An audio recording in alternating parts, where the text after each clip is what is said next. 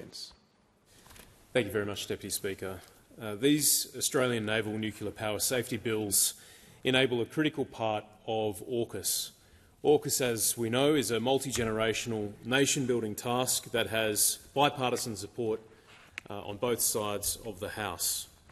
It was a coalition government under Prime Minister Morrison that founded AUKUS with US President Joe Biden and then UK Prime Minister Boris Johnson. And since the change of government here and in the UK, AUKUS has progressed. And it's great to see that, because speed is of the essence. By the early 2030s, Australia needs to be sovereign ready. We need to be able to own, operate, maintain a nuclear reactor which will sit inside the Virginia-class submarines that we're purchasing from the United States, and also be able to operate our own submarines, SSN AUKUS, which will be produced here in Australia. Speed is of the essence, so we support this bill and, in principle, support sensible amendments following the Senate scrutiny by the Senate Select Committee for Foreign Affairs, Defence and Trade, which reported in May. This is vital to our long-term defence capability.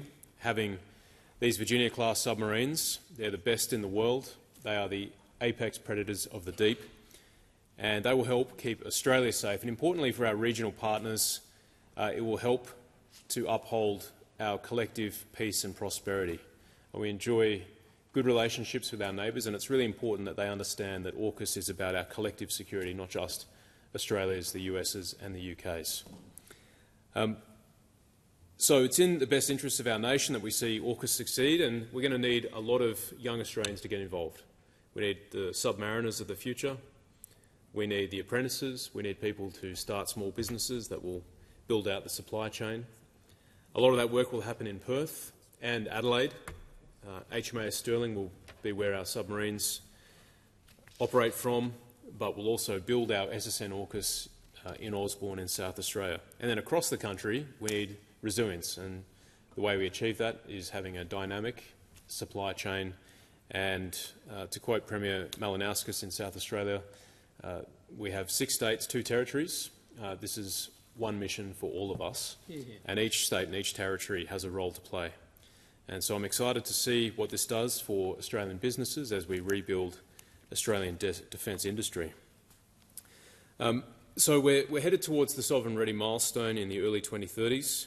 We've got the nearest gate, which will be 2027, which will be the establishment of Submarine Rotational Force West, just to the north of my electorate of Canning. I'm very proud to represent a number of Royal Australian Navy members who are submariners themselves, but also a growing number of people who are involved with AUKUS itself. One of the dads at a soccer match a couple of weeks ago was telling me how he's a fitter. He's 30 years old, a former Army engineer, and he put his name online to consider becoming part of the AUKUS project. He got a phone call within 24 hours with basically a job offer and the possibility of living in Hawaii for a certain period of time, which I've got to say is a pretty nice offer, and a well-paid job too. And these are the sorts of jobs that we'll need for 30 years. So for families who are feeling the pressure from FIFO work, I know a lot of families just in my children's classes at school who dads mainly spend half the year away on mine sites. The opportunity to work in defence industry in Perth itself is very enticing, and so I encourage people to consider those pathways offered by AUKUS. But what this bill does is it establishes a nuclear safety framework. It will provide the regulatory framework for establishing AUKUS, and if we are to operate these nuclear submarines, if we're to operate facilities, if we're to handle material, then those activities need to be regulated. And so what this bill does, it establishes a regulator within defence itself, and it will be governed to the highest standards, because we need to demonstrate to the United States and the UK that we can be trusted with their sensitive intellectual property, these reactors, and that we are building up the capability to make sure that the whole enterprise is safe and secure. And that's what these bills do. So it's a big step forward for Australia so that we can operate these nuclear submarines. And it's a it's a part of several tranches of legislation required to implement and support AUKUS. So, as I discussed already in my remarks, this bill establishes a framework to ensure Australia promotes, regulates and maintains the highest level of nuclear safety in relation to our future submarines. Its focus is on regulating activities on Australia's own nuclear-powered submarines and facilities. It does not apply to conduct on board the UK and the US. The past few weeks has been great for Perth because we've had USS Hawaii, a Virginia-class submarine, and USS Emery S. Land, which is a submarine tender. It's the first time in Australia's history that we've had a US submarine do maintenance within our ports, or our port, and that's what happened at HMAS Stirling. And embedded in both boats, or both vessels, were young Australians who've been training with the Americans. I met a young naval officer who'd conducted and completed successfully their nuclear submariner course for officers, and he was entrusted with parking the boat alongside the wharf there at HMAS Stirling, which is a big honour, and he did it to a good standard, the CEO of the boat told us. It was great to see a lot of young sailors also on USS Emery S. Land, the tender, which is like a floating factory, basically.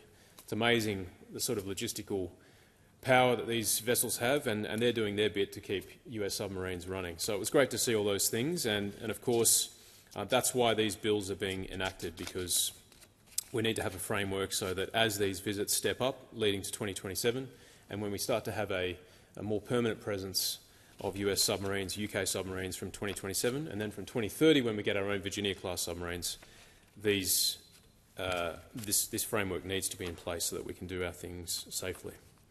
So, in short, Deputy Speaker, we support these bills. We want to move faster. I think there is definitely room for improvement with the government. We want to see more investment into WA sooner. There's a lot of outstanding issues around HMAS Stirling. I've met with the local governments in the area. There's obviously a housing shortage.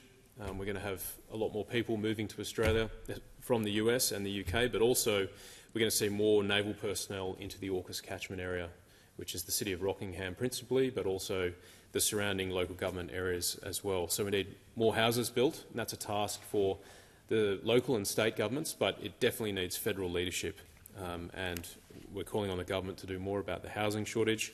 There's also a general infrastructure deficit in Western Australia.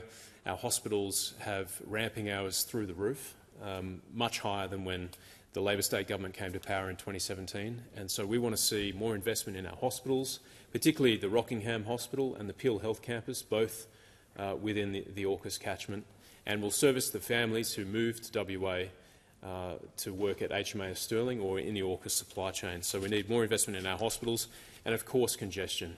We've had 1.4 million people come to Australia since Q1 of 2022, and we're feeling it. A normal journey up to Perth probably takes about 70 minutes on a given morning. It's now taking 90 minutes, and that's just too long.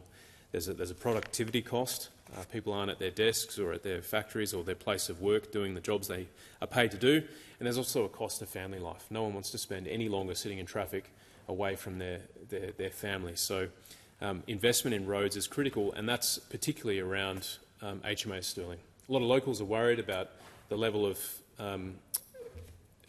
people who are going to, the amount of people who are going to be driving through, but also the big trucks to do a lot of the building. So we want to see more houses, more investment in hospitals, and more investment in roads and other supporting infrastructure. There's a lot to be done, but we are going to support this bill because we believe it's in the best interest of Australia, of the US and the UK, and of course our region, because this is about collective security. And we did have young kids up there, but securing their future wherever they are, behind me now. This is about their future as much as the present. Thank you. I thank the Shadow Minister.